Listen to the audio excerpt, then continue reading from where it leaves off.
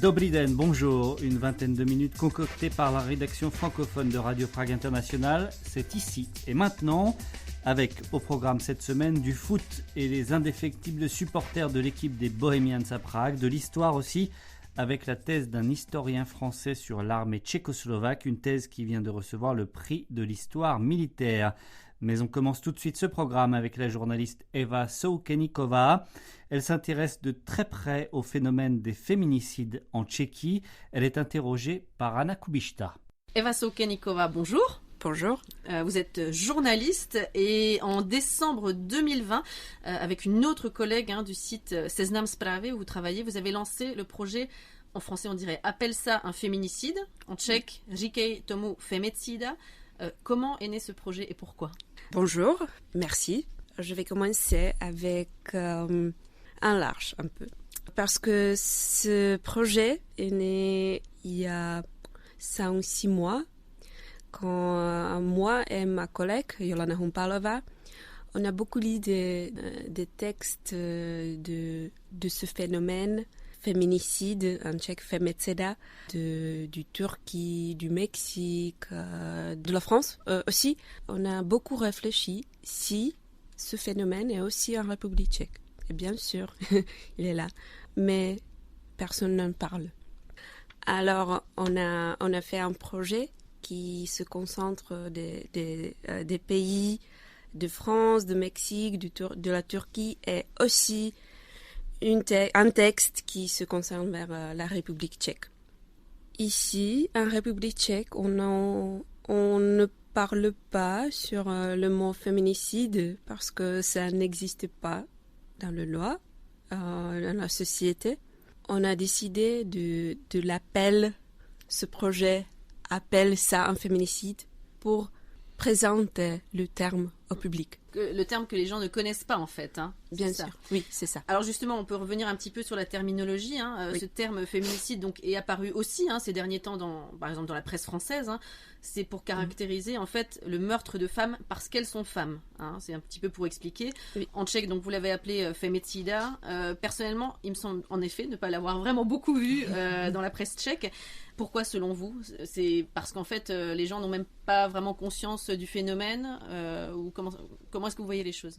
C'est un peu difficile au niveau de linguistique. On a beaucoup réfléchi sur ça au début. Si vraiment en langue tchèque, on peut utiliser le mot femicida parce qu'on a traduit ça de l'anglais, du français, bien évidemment. Femicida en tchèque, ça donne l'impression que c'est quelque chose comme génocide. Voilà, il y a le ressent qui... Il y a une ressemblance. Oui. Mais ce n'est pas si simple parce que on utilise ça en singulier et au pluriel. C'est en fait le meurtre de la femme. Après, on a lancé ce projet.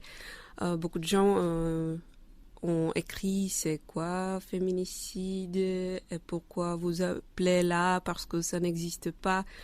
Et dans la loi, oui, c'est seulement le meurtre. Bien sûr, c'est le cas aussi en fait en France, parce que justement on a l'impression que le terme est entré un peu dans les mœurs. On le voit de plus en plus en effet dans les journaux, voilà, Le Monde pour citer le plus prestigieux, mais d'autres évidemment. Mais c'est pas un terme qui est inscrit dans le code pénal en tant que tel en France, pas plus qu'en République tchèque comme vous le disiez. La législation tchèque donc ne connaît pas le terme et de nombreuses voix justement s'élèvent en France pour que le terme entre dans le code pénal, quand d'autres estiment justement que l'arsenal juridique suffit à traiter le problème des violences conjugales et des meurtres sur conjoints. Est-ce que cette question-là est d'actualité dans le système judiciaire tchèque ou pas du tout ? On a parlé avec des avocats et ils nous dit que il y a seulement le mot meurtre. C'est l'homme, des enfants, des femmes, mais c'est seulement le meurtre. Et il y a des circonstances, bien sûr, mais le code judiciaire en République tchèque ne spécifie pas. Et il n'y a pas de débat au sein de la justice, au sein de... En fait, non. Il n'y a pas la discussion dans la société, il n'y a pas de la discussion au niveau politique. Vous pensez que ça devrait venir en fait justement d'une discussion au niveau de la société et politique pour que ça puisse éventuellement arriver dans le code pénal ? Oui, je suis sûre de ça. Alors, est-ce que vous avez des chiffres? Parce que c'est quand même intéressant, les chiffres, à savoir, puisqu'on sait qu'en effet, c'est un phénomène, même s'il n'est pas nommé comme tel. Le nombre de féminicides par an en République tchèque, est-ce qu'il y a des chiffres? Comment est-ce que l'opinion publique et la justice abordent le problème? On sait que d'ailleurs, pendant longtemps, la justice a parlé de crime passionnel, entre guillemets, et c'était un peu une manière de minorer la gravité des faits, en reprocher au mari coupable, par exemple. C'est vraiment un grand problème qu'on a en République tchèque, qu'il n'y a pas de statistiques officielles. Il y a une organisation non gouvernementale qui fait la statistique eux-mêmes, mais des sources sont des médias. Alors, c'est une organisation qui s'appelle ROSA, qui a fait des chiffres qu'en République tchèque, de l'année 2000 jusqu'à aujourd'hui, c'est 195 femmes qui sont mortes à main de son conjoint. 195, ça semble quand même pas beaucoup. Oui et non, mais ce sont seulement les cas qui ont été aux médias. Donc on peut supposer que le nombre soit plus important. Oui, voilà, parce que la police n'a pas des chiffres. Ils ont des chiffres en général de meurtres, mais pas les cas comme ça. Spécifiquement. Et spécifiquement. Pourquoi? C'est en fait une des raisons pourquoi on a lancé ce projet, parce que la police ne fait pas des statistiques. Au contraire, en France, ils font ce ministère de l'Intérieur qui fait des statistiques. L'entretien d'Eva Soukenikova est à retrouver dans son intégralité sur notre site français.radio.cz.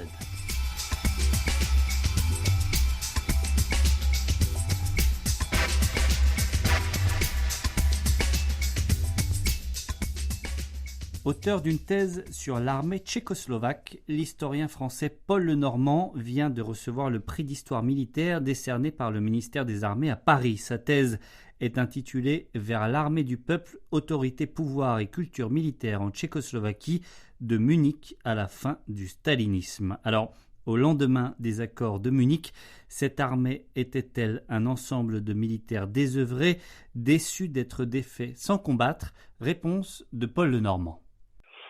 C'est un peu plus compliqué que ça, parce que en fait, il faut distinguer déjà les conscrits, c'est-à-dire à peu près 1 million de personnes en septembre 38 qui sont mobilisés à un titre ou à un autre, les conscrits du corps des officiers professionnels, qui compte plusieurs dizaines de milliers d'officiers de tout rang, et puis les sous-officiers également. En fait, les conscrits, au sein des conscrits, il y a des, comme la population de conscrits reflète à peu près la composition nationale de la Tchécoslovaquie de 1938. Donc avec des grandes divisions. Voilà, c'est-à-dire il y a une vingtaine de pourcents de germanophones.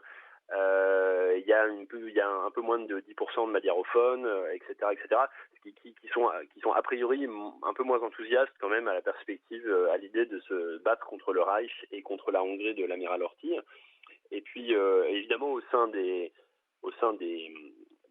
conscrits tchécophones ou slovacophones, il y a évidemment aussi des distinctions, mais dans l'ensemble, il y a une volonté en tout cas de se défendre. Il n'y a pas forcément un enthousiasme belliqueux particulier, mais il y a une volonté de se défendre. Comme la mobilisation de mai 38 s'est bien passée, celle de septembre 38 se passe aussi également assez bien. Il y a les perspectives en tout cas de résister sont plutôt bonnes. Et puis surtout, c'est les officiers qui sont à plus de 95% des Tchèques, des tchécophones, de nationalité tchèque, qui eux par contre sont formés pour faire la guerre et se sont préparés à faire la guerre à l'Allemagne et à la Hongrie depuis des années. Donc chez eux, il y a une certaine déception et puis rapidement, oui, une fois que les accords sont signés, il y a un vrai désespoir. Même si il y a des missions quand même que l'armée continue à remplir, il faut organiser il y a des centaines de milliers de réfugiés tchécophones qui viennent des territoires frontaliers qu'il faut accueillir, qu'il faut héberger. Donc l'armée est aussi mobilisée pour ça. Mais c'est pas vraiment la mission que les militaires s'attendaient à remplir. Et alors après, ces militaires doivent faire un choix. Vous mentionnez cette histoire qui est assez peu connue de la possibilité de rejoindre la petite armée gouvernementale qui est constituée en 1939, bien sûr sous l'égide des Allemands. On a une idée du nombre de soldats qui rejoignent cette armée gouvernementale ? Oui, donc la l'armée gouvernementale, donc le Vladny Vojsko, ça représente au mieux 6 000 hommes. Alors ça paraît pas beaucoup, mais il faut savoir que parmi ces 6 000 hommes, il y a quelques centaines d'officiers au maximum. Mais en fait, c'est presque exclusivement des sous-officiers de carrière de l'armée tchécoslovaque qui sont recyclés. Et donc oui, il y a une possibilité de rejoindre cette force. Alors ça concerne finalement une minorité d'anciens militaires tchécoslovaques, sachant que rapidement des critères type les officiers d'origine juive sont interdits d'intégrer le Vladny Vojsko. Ils étaient de toute façon pas très nombreux. Et puis les anciens légionnaires, ça concerne notamment les officiers tchécoslovaques. Les anciens légionnaires vont finir par être également exclus de cette petite armée. Et en fait, elle a un rôle, c'est un cas assez intéressant, disons, de neutralisation en donnant à des ennemis potentiels une solde, un uniforme, des fusils obsolètes et des missions de police qui ne mettent pas du tout en péril la machine de guerre allemande et qui permettent au contraire d'économiser quelques troupes allemandes.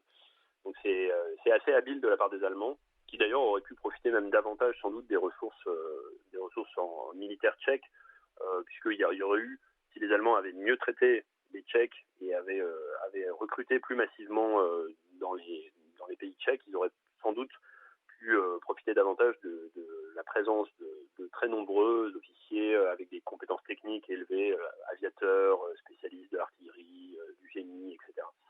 Qui se serait battu, selon vous, aux côtés des Allemands ?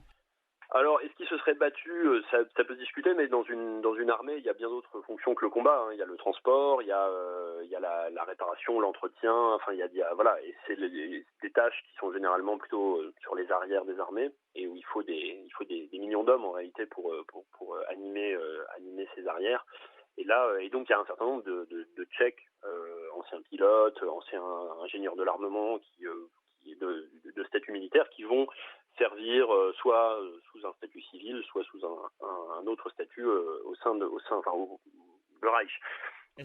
Donc c'est tout l'enjeu assez polémique des formes de collaboration en pays tchèque pendant la guerre, qui est un enjeu, je pense, qui n'a pas encore été complètement éclairci par l'historiographie, et il y a encore du travail là-dessus. L'intégralité de l'entretien réalisé avec l'historien français Paul Lenormand est également à retrouver sur français.radio.cz.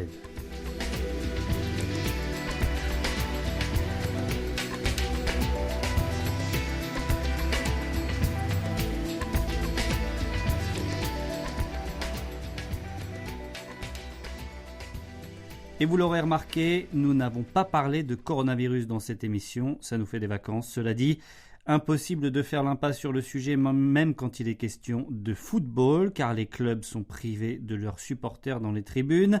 Mais il y a un club populaire de Prague au stade situé dans le quartier de Vlachovice, les Verts et Blancs des Bohemians 1905, qui peut, malgré la crise sanitaire et la météo, compter sur ses supporters dont la passion n'a aucune limite. Interdit de tribune pour limiter la propagation du virus, les fans de la Bohemka ont dû s'adapter dès la mise en place des restrictions.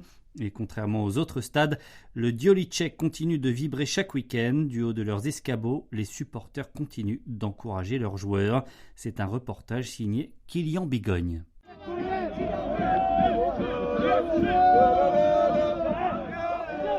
Samedi 6 février, le Bohemians 1905 affronte Brno dans le cadre de la 18e journée du championnat. Il est 15h30, soit 30 minutes avant le coup d'envoi, et déjà une dizaine de personnes arrivent, escabeau à la main et écharpe autour du cou. Échafaudage ou planche installée entre deux escabeaux, ces supporters ne manquent pas d'imagination. La musique du stade retentit, le speaker présente les équipes, les supporters, bière à la main, parlent et se retrouvent après une semaine de travail. Un moment de bonheur pour tout amoureux du ballon rond. Petr est l'un des supporters inconditionnels du club, dont le kangourou est la mascotte. Club means everything to me. Club is like family. Nearly 15 years. Le club veut tout dire pour moi, c'est un peu comme une famille. Cela fait maintenant plus de 15 ans que je suis supporter. J'ai habité ici dans le quartier. Maintenant, j'ai des enfants et une famille. Donc, j'habite loin, mais je viens pour tous les matchs à domicile. La Bohemka est un club très populaire et ce stade est vraiment unique grâce à sa localisation, son atmosphère et ce qu'on y ressent. On adore cet endroit, c'est aussi pour ça qu'on vient avec nos échelles. We love this place, so that's why we go here with our ladders. En faillite en 2005, les Bohemians ont été relégués en 3e division tchèque. Menacé de disparaître, le club du stade Dělíček est sauvé grâce à ses supporters ainsi qu'à l'ancien joueur et actuel président Antonín Panenka. Les supporters des Kangourous ont en effet cotisé pour pouvoir payer une partie des dettes. Depuis, un lien fort s'est créé entre les habitants du quartier et les Bohemians. Malgré la pandémie et la fermeture des stades, les fans de la Bohemka ne se sont pas résignés à regarder les matchs à la télé. Et c'est Petr qui a été à l'initiative. It happened last, I guess, April, when the corona started and we had no chance to go in stadium. En avril dernier, quand l'épidémie a commencé et que nous ne pouvions plus aller au stade, 5 supporters et moi-même sommes venus pour le premier match. Moi, j'avais un vélo, donc je suis monté dessus, et les autres avaient des échelles. Les gens ont vu ça sur les réseaux sociaux et très vite, pour les matchs suivants, ils sont venus avec des escabeaux.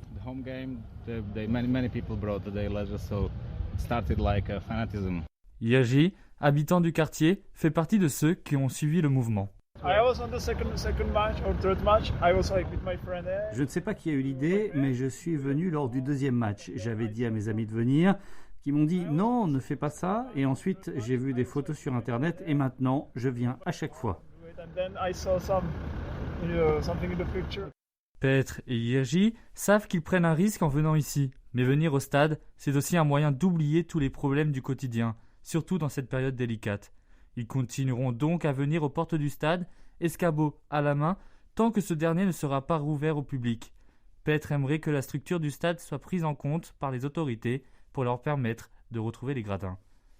Well, this is a very special kind of stadium because we have nearly no roof. C'est un stade très spécial, sans toit, et je pense que les personnes qui aimeraient retourner dans le stade devraient pouvoir, car on ne risque pas grand-chose. Bien sûr, ceci est un cas particulier, car je comprends que dans les stades couverts, le virus puisse se propager plus facilement. On pense forcément à cette maladie, et on sait que c'est dangereux, mais il n'y a qu'un seul stade dans le pays, je pense, où on peut avoir cette opportunité de monter sur nos échelles pour regarder le match, c'est ici, donc nous profitons de la situation. We are only one stadium, I guess, in this country with this opportunity or this option to go on our stepladder. Jerzy, lui aussi, aimerait trouver un arrangement avec les autorités. Je comprends les restrictions concernant le coronavirus pour les stades, mais je pense franchement que le gouvernement pourrait arranger quelque chose pour les stades en régulant les entrées et en réduisant par exemple le nombre de personnes dans le public. En retour de leur soutien, les fans ont eu droit à un beau cadeau. En effet, après une victoire historique sur le Sparta Prague lors de la 17e journée, les Bohemians se sont samedi imposés 2-1 contre Brno. Et même si la ferveur est grande, à chaque but marqué par les Kangourous, on ne déplore heureusement aucune chute grave du haut d'un des escabeaux.